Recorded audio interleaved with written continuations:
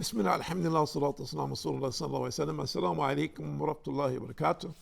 My name is Tara Khalid. I'd like to welcome to our program here at Sharjah TV on Doing Good, and we hope by Allah's permission that our viewers are being blessed with the good in this life, and that good in this life for the believers ultimately, and those we hope who are striving to seek the truth and believe that surely we will meet Allah and that there is such a thing as a hereafter. So today's program, we want to talk about what Allah has promised the people who do good in this world. And what is it? And one of the things that many people today say, well, you know, I think your paradise and hell is right here on this earth. And that's a point of convenience for people. Yeah, you know, I've heard a lot of people say these kinds of things, but it's a point of convenience. What is it? What do I mean by that? It gives them the latitude to do anything that they want to do and feel that there's no compensation for it. And of course, there are people who go to those extremes, and there are many people, of course, who do not. They stay somewhere in the middle path. But at the same time, they don't frown upon those things which Allah say are forbidden.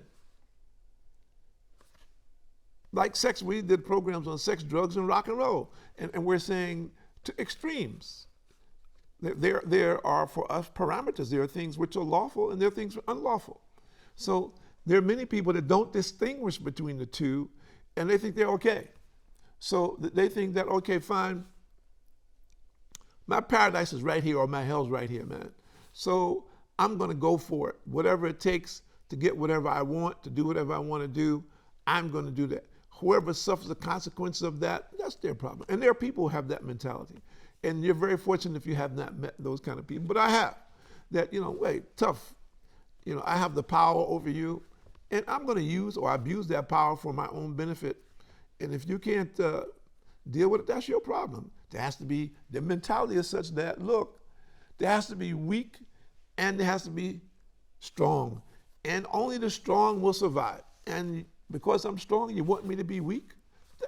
That guy was weak, that's a tough break for him. You know, if I can take advantage of him, tough luck. And there are many people who have this mentality.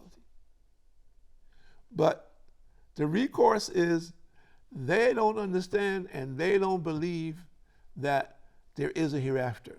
They think that everything is about now, and once you die, it's over. So they're going for broke right now by any means necessary to get whatever it is that they want. And whomever they may oppress, doesn't matter to them, one way or the other. But there is recompense. And Allah has promised the believers paradise. So we're talking about what's good now. And what's good, Allah has offered the believers paradise. Now,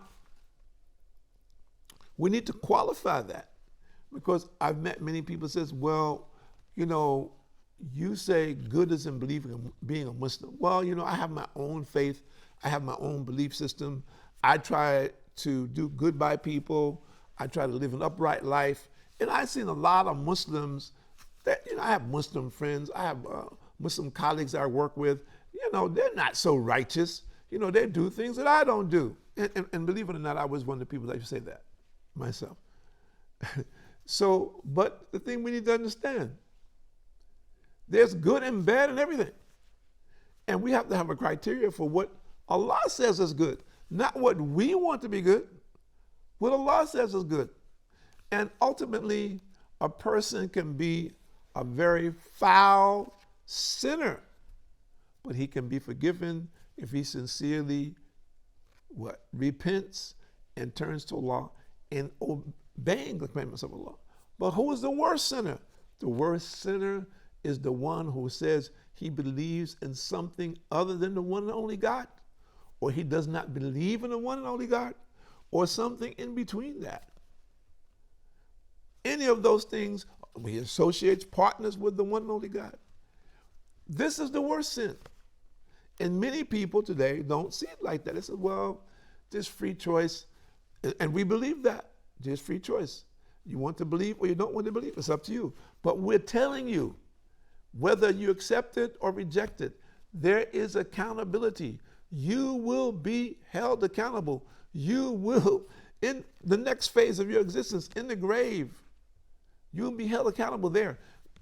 And people say, well, I don't believe it. I said, fine, don't believe it. Then just wait. The time is coming. And I'm not saying that that's a solution. We're offering people a solution now. Accept Islam before you die. And some people says, well, I'm not ready for that. Says, well, why are you not ready for that? What is it that's keeping you from this?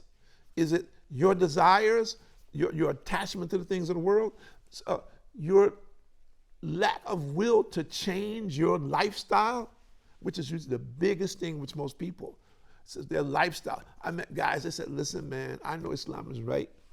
I believe in Allah. But I like to get high. I like to party. I like the girls. I like to gamble. I have friends that, who did all of these kinds of things, and this, kept them from accepting Islam. So these are just desires. The desires are temporary. You will never be fully sufficed in this world.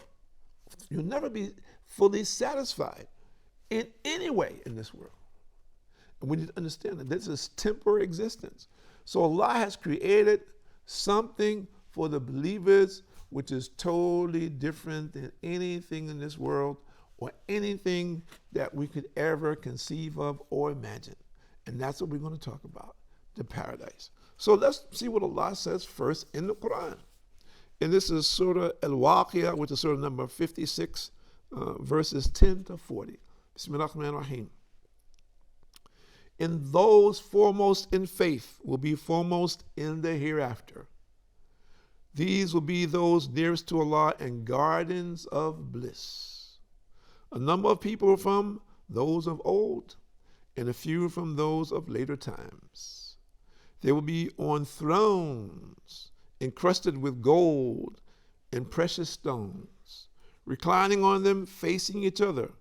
Round about them will serve youths of perpetual freshness with goblets, shining beakers, and cups filled out of clear flowing fountains.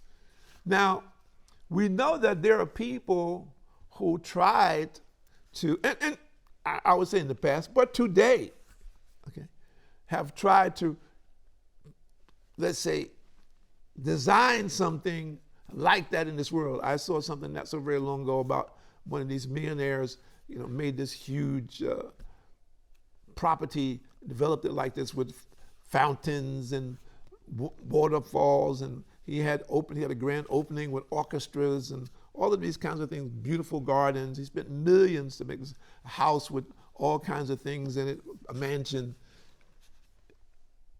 This is man-made. The descriptions that Allah is giving us here, even the translation could be different from what I'm saying to you in English. And Allah has created, so it is something different. He's giving us something here that we can just relate to understand from our limited capability. Because it says, Allah says that He has created things which no man has ever seen or heard or ever felt, meaning that he never had the knowledge or awareness of consciousness of these things. So if that's the case, then it's above and beyond our imagination. We're just being given some things that we can contemplate, some things that we can relate to. So men have copied those things, says, well, I have that here. I said, wow. So they've copied this, thinking that, well, this is my paradise. And shame on the person who has limited himself to the things of this world, which are all limited, and which we ultimately have no control over. Allah can change this in a split second.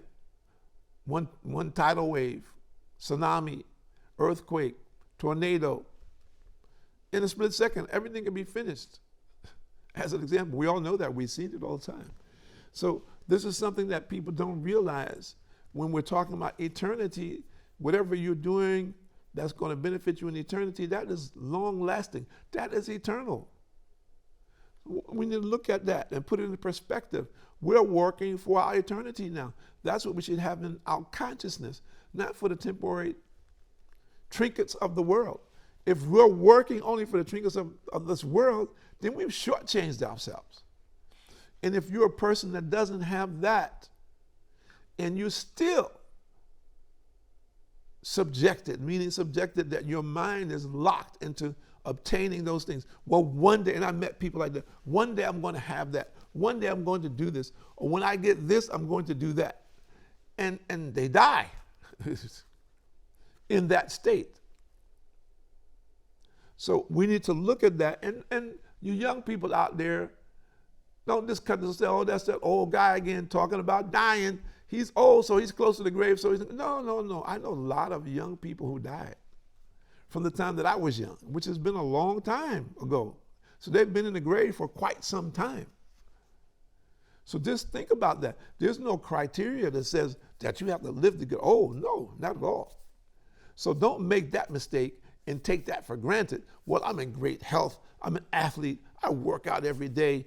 I don't have any sickness. I've never been sick a day in my life. That means nothing. That means zero. Whatever health that you have now is written by Allah. And as we all know, the sting of one simple mosquito can change that immediately. We all know that. Something that simple. So it's time for us to wake up and realize. So we're talking about the good that Allah is going to give the believers. No after ache will they receive therein, nor will they suffer intoxication, and with fruits any that they may select, and the flesh of fowls any that they may desire. And there will be companions with beautiful, big, and lustrous eyes, like unto pearls well guarded, a reward for the deeds of their past life. No frivolity will they hear therein, nor any taint of ill, only the saying of peace. Peace. And for the women, a lot of women say, well, I hear about these men, they're going to have these beautiful women, and they're going to have so many wives. What about me? What about the women?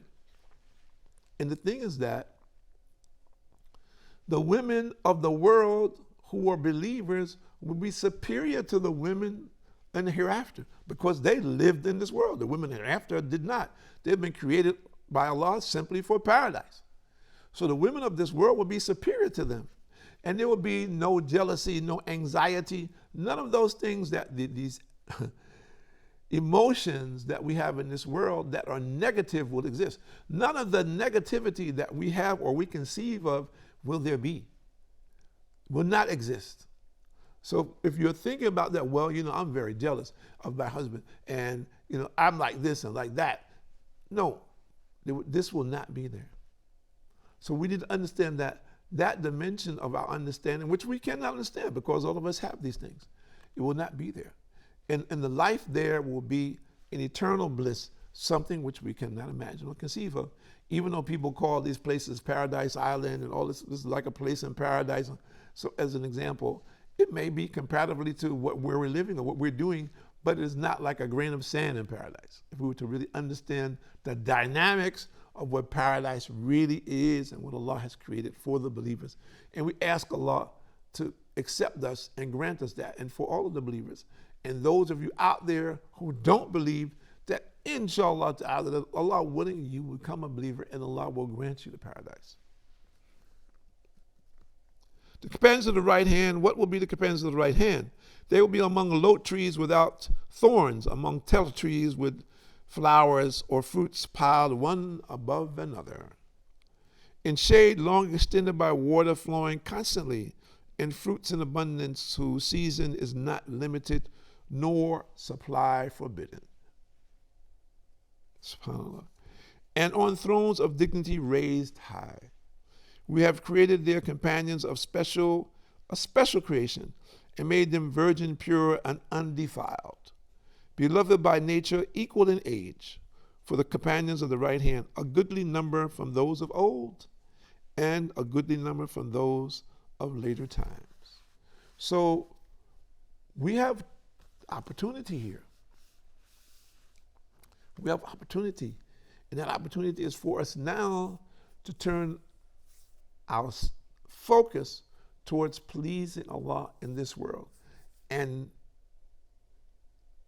arranging our lifestyle or rearranging our lifestyle so that it is compatible with what Allah wants us to do in this world. And it takes steps for us to do that. And we should take those steps and on a daily basis try to move forward for the sake of our own souls. Who else should we be concerned about? First and foremost is yourself. If you think that really everything is in this limited world that we live, then you're fooling yourself. If you think it's about obtaining the things of this world and that's going to make you happy, then why do people who have so much wealth commit suicide? If that's the case, if that's going to make you happy, why would they commit suicide? Why would they do that? Or why would they be, you might say they're next to suicide because they are living a life of horror with intoxicants of one type or another, or a just kind of extreme insanity that they involve themselves in. Some of them very paranoid, all different types of phobias that people have, who they appear to have all the things of the world. So what's your protection from that? For those people out there who are saying, well, I only believe in this world, what's the protection for you from losing your mind in one way or another, which many of us have seen people do that in one way, one shape or form or another. What's to keep you from that if you have the wealth, but you don't have the relationship with your Lord? In Surah Al-Insan, there's a Surah number 21, verse number 12. Allah says, Bismillahirrahmanirrahim. And because they were patient and constant. Patient and constant. Think about that. This is something that we need to adhere to. Patience and consistency in obeying the commandments of Allah subhanahu wa ta'ala. So think about it, pray on it, ask Allah to guide you and keep you on that straight and narrow path that you may be among those who He is pleased with and grants you the rewards in the hereafter. My name is Tariq Khalid. I'd like to thank everyone that's here at Sharjah TV on Doing Good, and we hope and we pray that you'll be encouraged and inspired and motivated to do the good deed, and that is to seek and obey the commandments of Allah. Assalamu alaikum wa rahmatullahi wa barakatuh.